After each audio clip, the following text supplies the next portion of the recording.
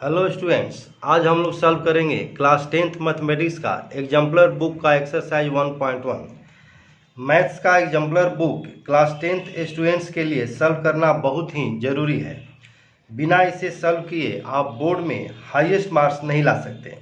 Video के last में हम डिस्कस करेंगे कि एग्जाम्पलर एक्सरसाइज सॉल्व करना आपके लिए क्यों ज़रूरी है, इसलिए इस वीडियो को आप लास्ट तक ज़रूर वॉच करिएगा।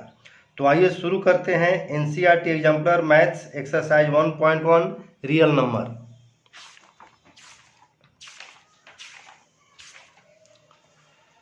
Exercise 1.1 choose the correct answer from the given 4 options in the following questions.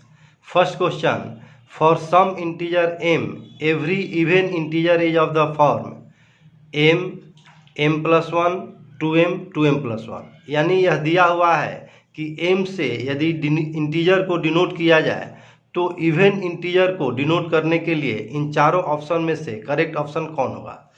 तो आपको समझने के लिए यहाँ पर हम इसको क्लियर यहाँ पर समझाया गया है कि m जो है वह इंटीजर के लिए आया है और इवन इंटीजर हमको बताना है कि किससे डिनोट करेंगे। तो इंटीजर का जो कलेक्शन है वह है 0 1 2 3 4 अप टू इन्फिनिटी, और जो इधर है -1 -2 -3 -4 अप टू -इन्फिनिटी। तो पहला ऑप्शन जो है m, वह ऑप्शन m से हम इवन इंटीजर को डिनोट नहीं कर सकते हैं क्योंकि वह इंटीजर के लिए है। दूसरा ऑप्शन जो है वह है m+1। m+1 का मीनिंग हुआ m है इंटीजर के लिए, इंटीजर +1। तो ये सब इंटीजर्स में यदि हम 1 ऐड करें तो -2 में 1 ऐड करने पर -1 होगा, -1 में 1 ऐड करने पर 0, इस तरह इसमें 1 ऐड करने पर 1 2 3। तो हमारे पास जो रिजल्ट होगा वह -1 0 1 2 3, यानी अगेन हम इंटीजर का कलेक्शन प्राप्त करते हैं। तो m+1 यानी इंटीजर +1 और उसका वैल्यू भी इंटीजर ही होगा। तो m+1 भी इवन इंटीजर के लिए यूज नहीं हो सकता है। थर्ड जो ऑप्शन है वह है 2m। 2m का मीनिंग हुआ 2 इंटू इंटीजर, यानी इंटीजर को जब हम 2 से मल्टीप्लाई करेंगे तो इंटीजर का कलेक्शन यह है, इसको जब हम 2 से मल्टीप्लाई किए तो हमारे पास जो रिजल्ट हुआ वह हुआ 2 इंटू -2 -4, 2 इंटू -1 -2, 2 इंटू 0 0, 2 1 जा 2, 2 2 जा 4। तो यहाँ पर जो हमारे पास ऑब्टेन नंबर्स आया वह हुआ -4 -2 0 2 4। तो ये सारे नंबर जो है वह इवन नंबर है। तो हम कह सकते हैं कि 2 इंटू इंटीजर का जो रिजल्ट आया वह हुआ इवन इंटीजर, और हमें बताना था कि इवन इंटीजर को हम किससे डिनोट करेंगे, तो वह हमारा आंसर होगा 2m, यानी सी ऑप्शन जो है दैट इज करेक्ट। अब हम फोर्थ ऑप्शन को भी चेक कर सकते हैं, यह है 2m+1। तो 2m तो डिसाइड हो गया कि 2m इवन इंटीजर है, तो 2m+1 का मीनिंग हुआ है इवन इंटीजर +1। तो इवन में जब हम 1 ऐड करेंगे तो ऑड इंटीजर थी। इस तरह जो 4 है यह भी इनकरेक्ट हुआ, तो करेक्ट आंसर हुआ सी। सेकेंड क्वेश्चन जो है वह है for some integer q every odd integer is of the form. यह भी फर्स्ट क्वेश्चन की तरह है, यहाँ पर m से इंटीजर को डिनोट किया गया था और यहाँ सेकेंड क्वेश्चन में q से इंटीजर को डिनोट किया गया है, और फर्स्ट क्वेश्चन में इवन इंटीजर आपको बताना था और यहाँ पर ऑड इंटीजर। तो फर्स्ट क्वेश्चन की तरह ही q जो होगा वह इंटीजर है, तो यह इनकरेक्ट हुआ। सेकेंड जो ऑप्शन है q+1 integer +1 that is integer, यह भी इनकरेक्ट हुआ।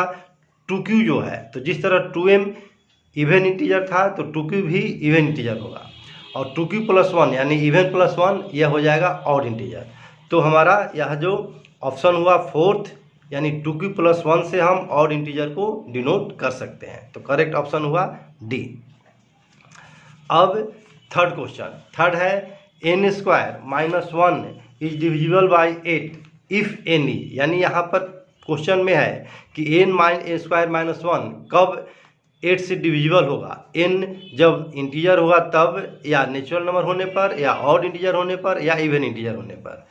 तो हम बारी बारी से सभी ये जो नंबर का जो कलेक्शन है इसमें से एक एक एग्जाम्पल लेकर चेक करेंगे कि किस सिचुएशन में n² -1 जो है वह 8 से डिविजिबल है। तो पहला ऑप्शन है इंटीजर, तो इंटीजर हम इंटीजर की जगह लिए -2, तो n का वैल्यू जब -2 पुट किया जाए तो n² -1 जो होगा वह होगा -2² -1, यानी 4 -1 3 रिजल्ट आया। 3 जो है वो 8 से डिविजिबल नहीं है, इसका मीनिंग हुआ कि n स्क्वायर माइनस 1 8 से डिविजिबल नहीं होगा जब n इंटीजर हो। सेकेंड ऑप्शन है नेचुरल नंबर, तो नेचुरल नंबर में भी हम 2 लिए, तो 2 चूंकि नेचुरल नंबर है तो n की जगह 2 पुट करने पर n स्क्वायर माइनस 1 का जो वैल्यू हुआ वह 4 माइनस 1 यानी 3, यह भी 8 से डिविजिबल नहीं है, यानी n नेचुरल नंबर रहने पर भी 8 से डिविजिबल नहीं होगा। अब थर्ड ऑप्शन है ऑड नंबर, तो ऑड नंबर का मीनिंग हुआ कि जो 2 से डिविजिबल नहीं हो, तो पहला ऑड नंबर होता है 1, तो n की जगह जब 1 पुट किया गया तो n स्क्वायर माइनस 1 यानी 1 स्क्वायर माइनस 1, इसका वैल्यू आया 0। 0 जो है वह 8 से डिविजिबल है, 0 प्रत्येक नंबर से डिविजिबल होता है। सेकेंड जो ऑड नंबर है वह है 3, तो n की जगह 3 रखने पर रिजल्ट आया 3 स्क्वायर माइनस 1, 9 माइनस 1 यानी 8, 8 जो है वह 8 से डिविजिबल है। थर्ड जो ऑड नंबर है वह 5 रखने पर n स्क्वायर माइनस 1 यानी 5 स्क्वायर माइनस 1, 25 माइनस 1 24, 24 भी 8 से डिविजिबल है। इस तरह n की जगह कोई भी ऑड नंबर रखने पर जो n स्क्वायर माइनस 1 का जो वैल्यू आएगा वह 8 से डिविजिबल होगा। तो हमारा जो करेक्ट आंसर हुआ वह हुआ सी, यानी यहाँ पर क्वेश्चन में सी होगा, क्योंकि ऑड नंबर रखने पर n का वैल्यू n स्क्वायर माइनस 1 जो है वह 8 से डिविजिबल है। फोर्थ ऑप्शन को भी चेक करते हैं, यदि कोई नंबर हम इवन लिए 2, तो 2 रखकर तो हम ऑलरेडी चेक किए हैं कि 3 आया है रिजल्ट, तो 3 जो है 8 से डिविजिबल नहीं है, यानी फोर्थ ऑप्शन भी इनकरेक्ट हुआ। तो थर्ड का करेक्ट आंसर जो है वह सी है। फोर्थ क्वेश्चन, फोर्थ कह रहा है कि if the ACF of 65 and 117 is expressible in the form 65m minus 117, then the value of m is what. m का वैल्यू फाइंड करना है जब 65 और 117 का जो ACF है वह है 65m माइनस 117 हो। तो सबसे पहले हम 65 और 117 का ACF निकालेंगे, तो 60 बाई फैक्टराइजेशन मेथड से निकालने के लिए इसका प्राइम फैक्टर्स निकालेंगे, तो 65 का जो होगा प्राइम फैक्टर्स वह होगा 5 इंटू 13, 13 5 या 65, और 117 का जो प्राइम फैक्टर्स हुआ वह हुआ 3 इंटू 3 इंटू 13।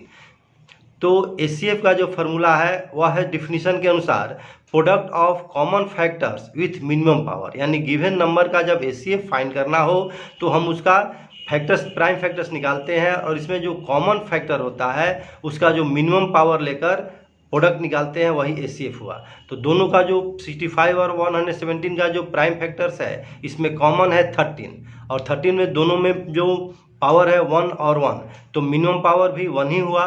तो इस तरह ACF जो है, जो कि प्रोडक्ट है कॉमन फैक्टर का, तो कॉमन फैक्टर यहाँ 13 हुआ, तो यहाँ पर ACF जो होगा 65 और 117 का वह होगा 13। अब क्वेश्चन के अनुसार ACF जो है 65m माइनस 117 है, तो हम अकॉर्डिंग टू क्वेश्चन करके 65m माइनस 117 को 13 का इक्वल कर देंगे, और यहाँ पर इस तरह सॉल्व करेंगे तो 65 इक्वल टू 13 प्लस 117 130, और m का जो वैल्यू आएगा 130 डिवाइडेड 65, कैंसिल करने के बाद 2 आया, तो करेक्ट आंसर इसका हुआ बी।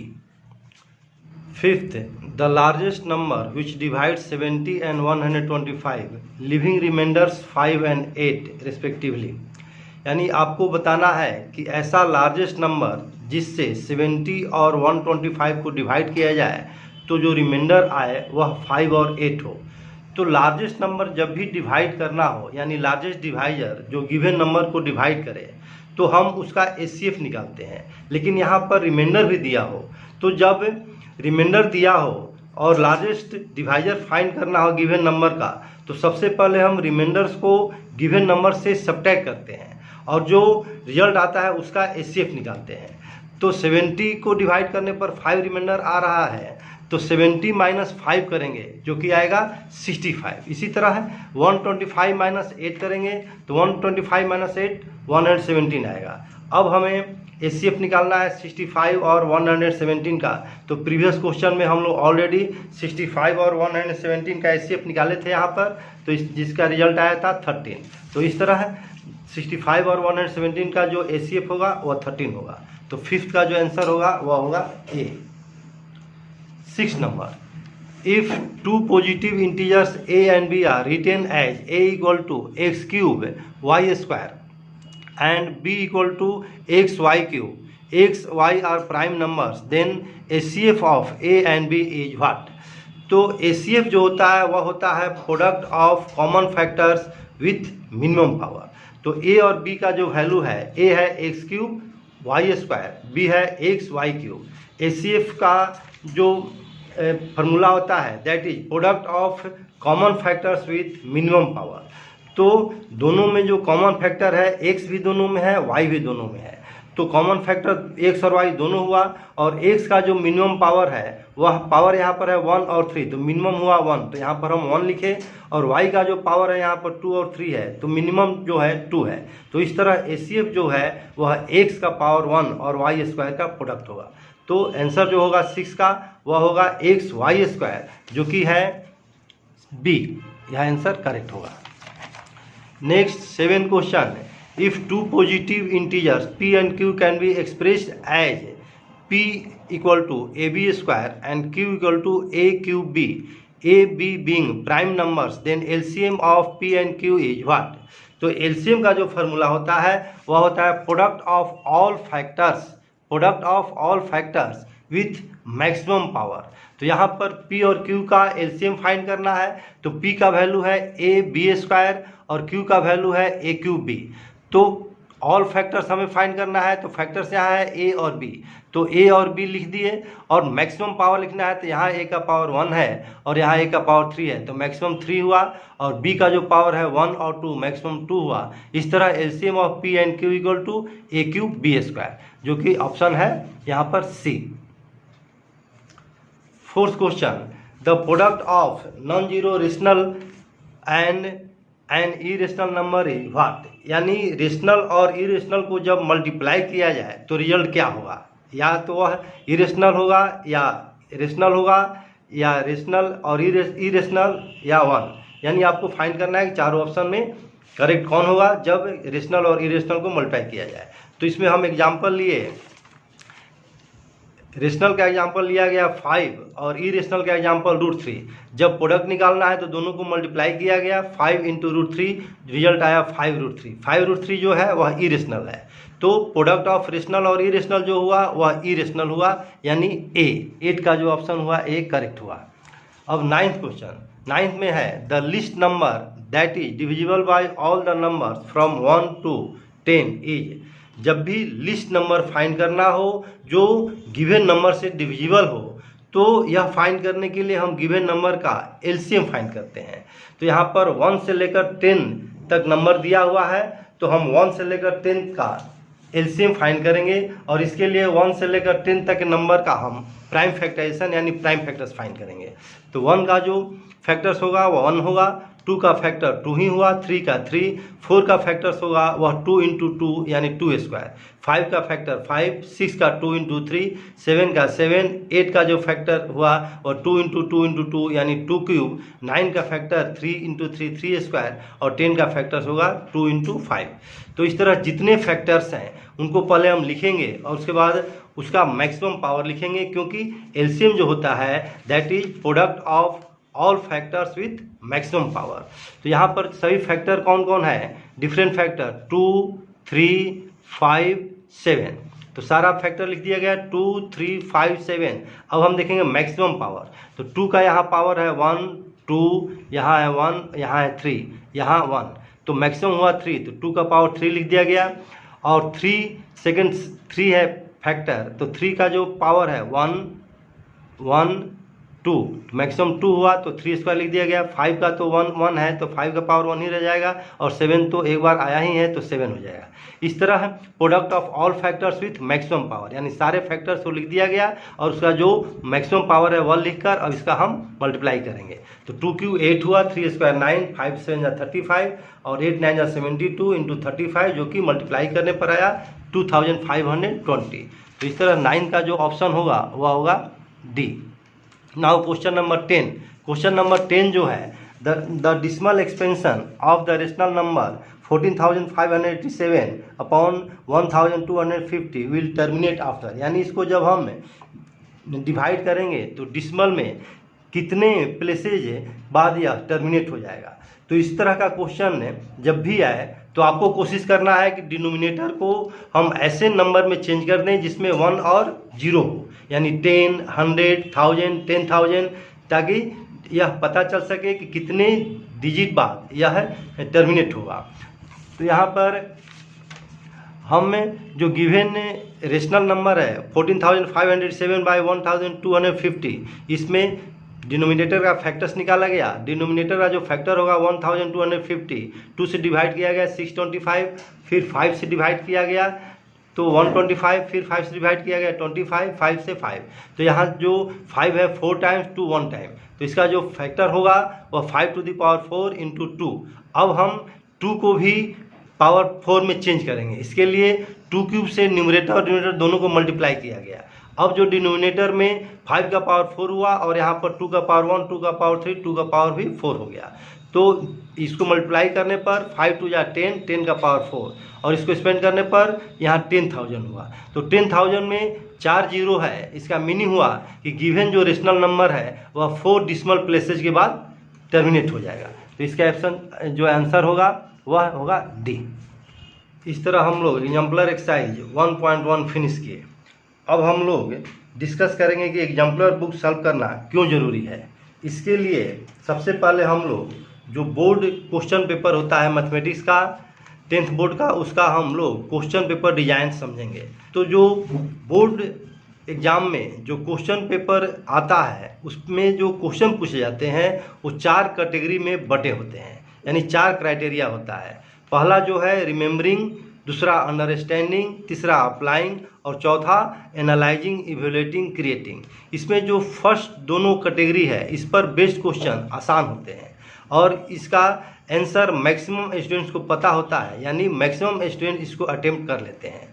जो रिमेनिंग जो 2 कैटेगरी है अप्लाइंग और एनालाइजिंग, इवेल्युएटिंग, क्रिएटिंग, इस पर जो क्वेश्चन पूछे जाते हैं वह इन दोनों कैटेगरी पर बेस्ड क्वेश्चन से हार्ड होते हैं और ये क्वेश्चन जनरली एग्जाम्पलर बुक से ही पूछा जाता है।